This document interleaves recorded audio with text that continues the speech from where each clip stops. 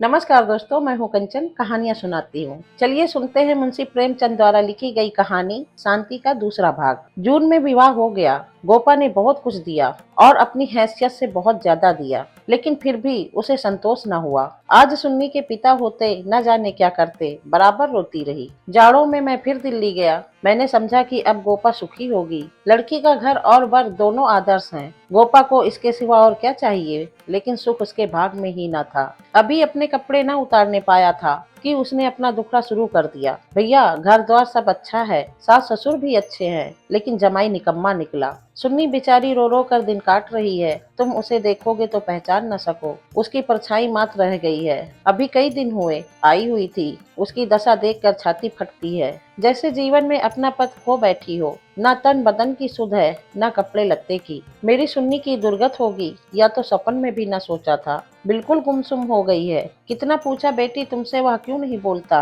किस बात पर नाराज है, लेकिन कुछ जवाब नहीं देती। बस आंखों से आंसू बहते हैं। मेरी सुन्नी कुएं में गिर गई। मैंने कहा, तुमने उसके घर वालों से पता नहीं लगाया? लगाया क्यों नहीं भैया, सब हाल मालूम हो गया। लौंडा चाहता है मैं चाहे जिस राह जाऊं, सुन्नी मेरी पूरा करती रहे। सुन्नी भला इसे क्यों सहने लगी? उसे तो तुम जानते हो कितनी अभिमानी है। वह उन स्त्रियों में नहीं है जो पति को देवता समझती है और उसका दुर्व्यवहार सहती रहती है। उसने सदैव दुलार और प्यार पाया है। बाप भी उस पर जान देता था। मैं आँख की पुतली समझती थी। पति मिला छैला, जो आधी आधी रात तक मारा मारा फिरता है। दोनों में क्या बात हुई या कौन जान सकता है, लेकिन दोनों में कोई गांठ पड़ गई है। न सुन्नी की परवाह करता है, न सुन्नी उसकी परवाह करती है। मगर वह तो अपने रंग में मस्त है। सुन्नी प्राण दिए देती है। उसके लिए सुन्नी की जगह मुन्नी है। सुन्नी के लिए उसकी अपेक्षा है और रुदन है। मैंने कहा, लेकिन तुमने सुन्नी को समझाया नहीं। उस लौंडे का क्या बिगड़ेगा, उसकी तो जिंदगी खराब हो जाएगी। गोपा की आंखों में आंसू भर आए। बोली, भैया किस दिल से समझाऊं? सुन्नी को देखकर तो मेरी छाती फटने लगती है। बस यही जी चाहता है कि इसे अपने कलेजे में ऐसे रख लूं कि इसे कोई कड़ी आंख से देख भी न सके। सुन्नी फूहड़ होती, कटु भाषणी होती, आरा मतलब होती तो समझाती भी। क्या यह समझाऊं कि तेरा पति गली गली मुंह काला करता फिरे, फिर भी तू उसकी पूजा किया कर? मैं तो खुद यह अपमान ना सह सकती। स्त्री पुरुष के विवाह की पहली शर्त यह है कि दोनों सुलह आने एक दूसरे को हो जाएं। ऐसे पुरुष तो कम हैं जो स्त्री को जो भर विचलित होते देखकर शांत रह सके, पर ऐसी स्त्रियां बहुत हैं जो पति को स्वच्छंद समझती हैं। सुन्नी उन स्त्रियों में नहीं है। वह अगर आत्मसमर्पण करती है तो आत्मसमर्पण चाहती भी है, और यदि पति से यह बात न हुई तो वह उसमें कोई संपर्क न रखेगी, चाहे उसका सारा जीवन रोते कट जाए। यह कहकर गोपर भीतर गई और एक सिंगारदान लाकर उसके अंदर के आभूषण दिखाती हुई बोली, सुन्नी इसे अब की यहीं छोड़ गई, इसीलिए आई थी। ये वो गहने हैं जो मैंने ना जाने कितने कष्ट सहकर बनवाए थे। इसके पीछे महीनों मारी मारी फिरी थी। यूं कहो कि भीख मांग कर जमा किए थे। सुन्नी अब इसकी ओर आंख उठाकर भी नहीं देखती। पहने तो किसके लिए, श्रृंगार करे तो किस पर। 5 संदूक कपड़े के दिए थे। कपड़े सीते सीते मेरी आंखें फूट गई। यह सब कपड़े उठाती लाई। इन चीजों से उसे घृणा हो गई है। बस कलाई में 2 चूड़ियां और एक उजली साड़ी, यही उसका श्रृंगार है। मैंने गोपा को सांत्वना दी, मैं जाकर केदारनाथ से मिलूंगा, देखूं तो वह किस रंग ढंग का आदमी है। गोपा ने हाथ जोड़कर कहा, नहीं भैया, भूल कर भी न जाना। सुन्नी सुनेगी तो प्राण ही दे देगी। अभिमान की पुतली ही समझो उसे, रस्सी समझ लो जिसके जल जाने पर भी बल नहीं जाते। जिन पैरों से उसे ठुकरा दिया उन्हें वह कभी नहीं सहलाएगी। उसे अपना बनाकर कोई चाहे तो लौंडी बना ले, लेकिन शासन तो उसने मेरा न सहा, दूसरों का क्या सहेगी। मैंने गोपा से उस वक्त कुछ न कहा, लेकिन अवसर पाते ही लाला मदारी लाल से मिला।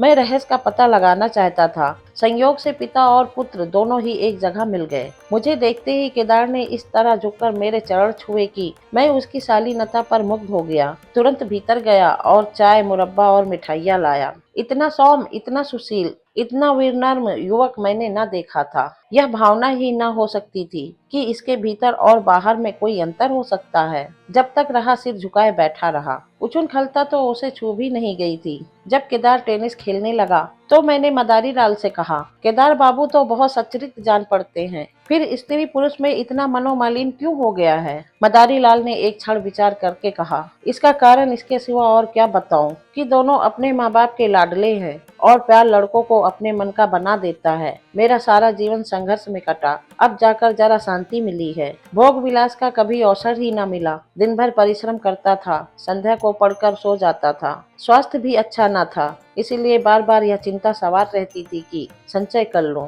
ऐसा न हो कि मेरे पीछे बाल बच्चे भीख मांगते फिरे। नतीजा यह हुआ कि इन महाशय को मुफ्त का धन मिला, सनक सवार हो गई, शराब उड़ने लगी, फिर ड्रामा खेलने का शौक हुआ। धन की कमी थी ही नहीं, उस पर माँ बाप अकेले बेटे, उनकी प्रसन्नता ही हमारे जीवन को स्वर्ग था। पढ़ना लिखना तो दूर रहा, विलास की इच्छा बढ़ती गई, रंग और गहरा हुआ, अपने जीवन का ड्रामा खेलने लगे। मैंने यह रंग देखा तो मुझे चिंता हुई, सोचा ब्याह कर दूं, ठीक हो जाएगा। गोपा देवी का पैगाम आया तो मैंने तुरंत स्वीकार कर लिया। मैं सुन्नी को देख चुका था, सोचा ऐसा रूपवती पत्नी पाकर मन स्थिर हो जाएगा। पर वह भी लाडली लड़की थी, हटीली, अबोध, आदर्शवादिनी। शाही श्रोता तो उसने सीखी ही न थी। समझौते का जीवन में क्या मूल है, इसका उसे खबर ही नहीं। लोहा लोहे को लड़ गया। वह अभन से पराजित करना चाहती है या अपेक्षा से, यही रहस्य है। और साहब, मैं तो बहू को ही अधिक दोषी समझता हूँ। लड़के प्राय मनचले होते हैं, लड़कियां स्वभाव से ही सुशील होती हैं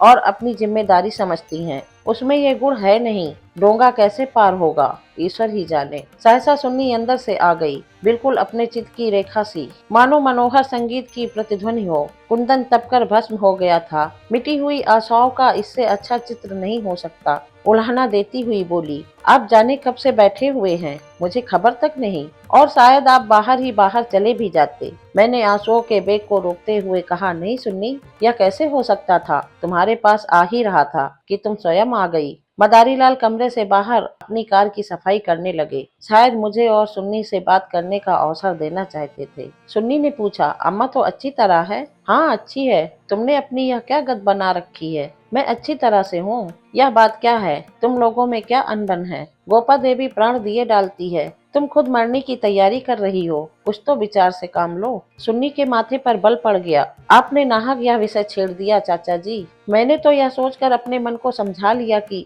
मैं अभागिन हूँ, बस उसका निवारण मेरे बूते से बाहर है। मैं उस जीवन से मृत को कहीं अच्छा समझती हूँ जहाँ अपनी कदर न हो। मैं व्रत के बदले व्रत चाहती हूँ। जीवन का कोई दूसरा रूप मेरी समझ में नहीं आता। इस विषय में किसी तरह का समझौता करना मेरे लिए असंभव है। नतीजे की मैं परवाह नहीं करती, लेकिन नहीं चाचा जी, इस विषय में अब कुछ न कहिए, नहीं तो मैं चली जाऊंगी। आखिर सोचो तो, मैं सब सोच चुकी हूँ और तय कर चुकी हूँ। पशु को मनुष्य बनाना मेरी शक्ति से बाहर है। इसके बाद मेरे लिए अपना मुंह बंद करने के सिवा और क्या रह गया था। मई का महीना था, मैं मसूर गया हुआ था कि गोपा का तार पहुंचा, तुरंत आओ, जरूरी काम है। मैं घबरा तो गया, लेकिन इतना निश्चय था कि कोई दुर्घटना नहीं हुई है। दूसरे दिन दिल्ली जा पहुंचा। गोपा मेरे सामने आकर खड़ी हो गई, निस्पंद, मूक, निष्प्राण, जैसे तपेदिक की रोगी हो। मैंने पूछा, कुशल तो है? मैं तो घबरा उठा। उसने बुझी हुई आंखों से देखा और बोला, सब ठीक है। सुन्नी तो कुशल से है? हाँ अच्छी तरह है। और केदारनाथ?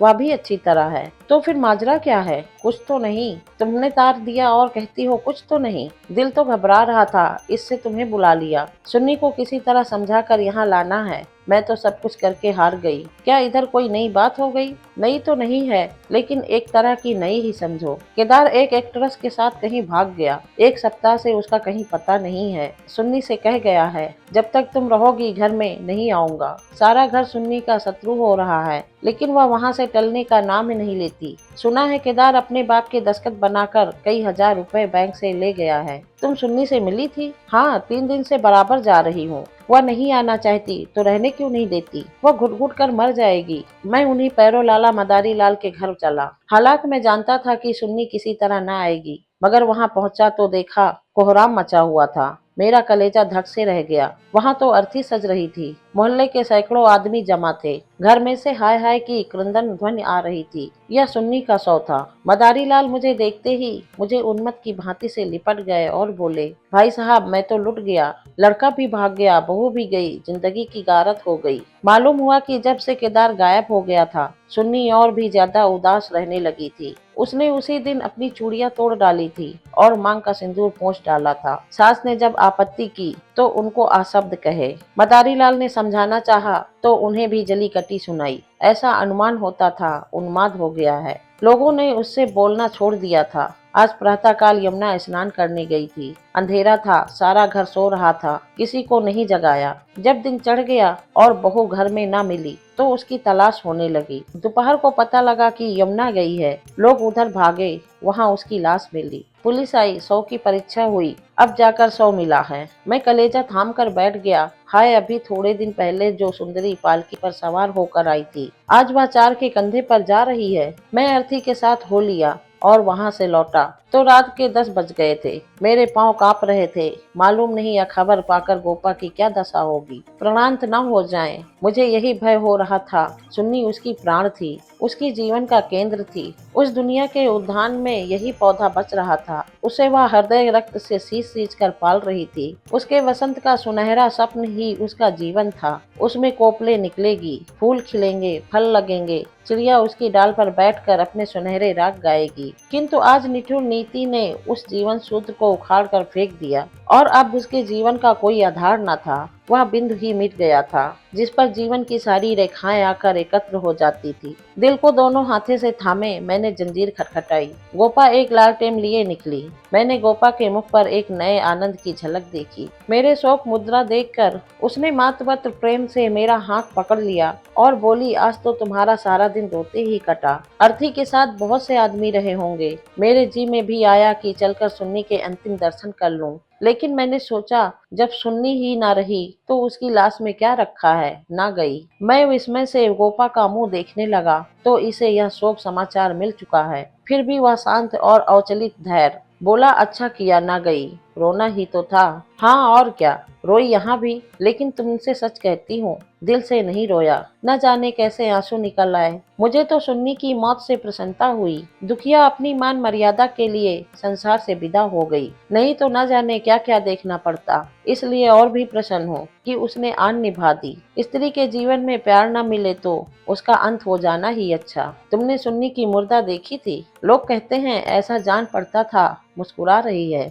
मेरी सुन्नी सचमुच देवी थी। भैया, आदमी इसलिए थोड़ी ही जीना चाहता है कि रोता रहे। जब मालूम हो गया कि जीवन में दुख के सिवा कुछ नहीं है तो आदमी जीकर क्या करे, किस लिए जिए? खाने और सोने और मर जाने के लिए? यह मैं नहीं चाहती कि मुझे सुन्नी की याद न आएगी और मैं उसे याद करके रोऊंगी नहीं, लेकिन वह शोक के आंसू न होंगे। बहादुर बेटे की माँ उसकी वीर गति पर प्रसन्न होती है। सुन्नी की मौत में क्या कुछ कम गौरव है? मैं आंसू बहाकर उस गौरव का अनादर कैसे करूं? वह जानती है और चाहे सारा संसार उसकी निंदा करे, उसकी माता सराहना ही करेगी। उसकी आत्मा से यह आनंद भी छीन लूं, लेकिन अब रात ज्यादा हो गई है, ऊपर जाकर सो रहो। मैं तुम्हारी चारपाई बिछा दी है, मगर देखो अकेले पड़े पड़े रोना नहीं। सुन्नी ने वही किया जो उसे करना चाहिए था। उसके पिता होते तो आज सुन्नी की प्रतिमा बनाकर पूजते। मैं ऊपर जाकर लेटा तो मेरे दिल का बोझ बहुत हल्का हो गया था, किंतु रह रहकर यह संदेह हो जाता था कि गोपा की यह शांति